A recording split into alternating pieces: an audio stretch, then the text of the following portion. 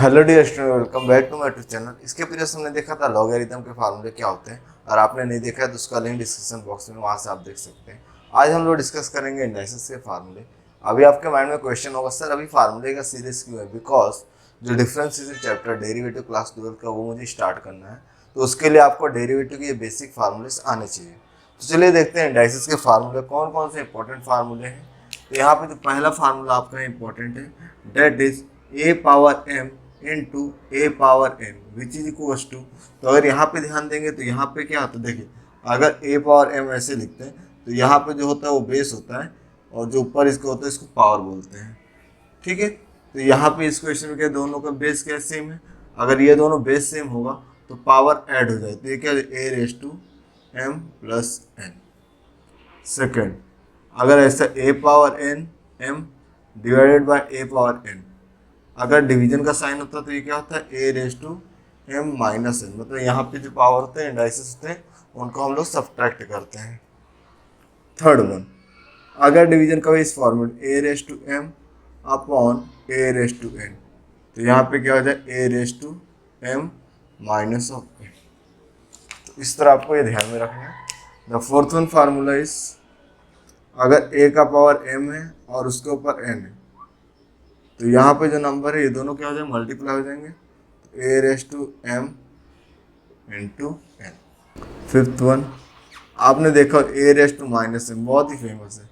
अगर देखिए ये निगेटिव ऊपर है ना, तो अगर इसको मैं फ्रैक्शन में लेता हूँ तो ये ए अपॉन एम हो जाता है। सिक्स, अगर कैसा कभी कभी ऐसा होता है A raise to minus M, अगर अपॉन में माइनस में तो इसको ऊपर लेंगे तो ये क्या हो जाएगा पॉजिटिव एम हो जाएगा। Formula number 7,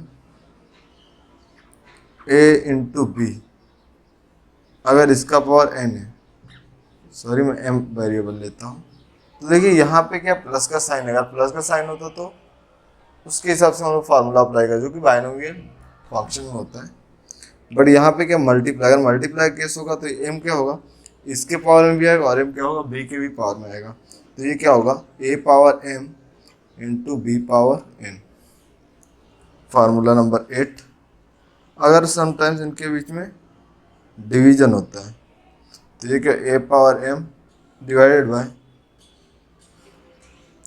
B power N. अभी और भी फार्मूला हम लोग इसमें देखेंगे। फार्मूला नंबर 9, अगर ऐसा होता है ए अपॉन बी और इसका पावर एम, एम क्या होगा इसके ही पावर में आएगा, और एम जो है इनके ही पावर में आएगा। इसके बाद बहुत ही यूनिक फार्मूला है, फार्मूला नंबर 10। देखिए कभी भी अगर पावर जीरो है और पावर जीरो, तो इसका आंसर हमेशा क्या होता है 1 होता है। ऐसा आपने देखा हो रूट ऑफ एक्स, तो ये क्या होता है एक्स रेस टू 1/2। देखिए इसमें होता क्या है, जो यहाँ पे जो 2 आए हैं अपॉन में, ये यहाँ पे सर्ट्स में होता है अपॉन में, जो न्यूमरेटर में तो यहाँ का ये 1 है, यहाँ पे 1 है, ये ऊपर आया, और ये क्या है 2 क्या है अपॉन में है। तो ये चीज़ आपको ध्यान में रखना है। फार्मूला नंबर 12, अगर ऐसा होता अंडर रूट ऑफ एक्स और यहाँ पे 3 होता, तो क्या हो जाता एक्स रेस टू 1/3। यहाँ पे 3 और इधर पे नीचे आएगा।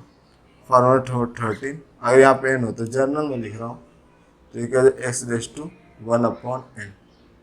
14, अगर ऐसा होता under root of x power m और यहाँ पे एन होता, तो मैंने जैसा कि बताया न्यूमरेटर में क्या होता है जी यहाँ पे होता है, तो एक्स का पावर क्या एम है, तो एम क्या ऊपर होगा और एन क्या होगा नीचे होगा।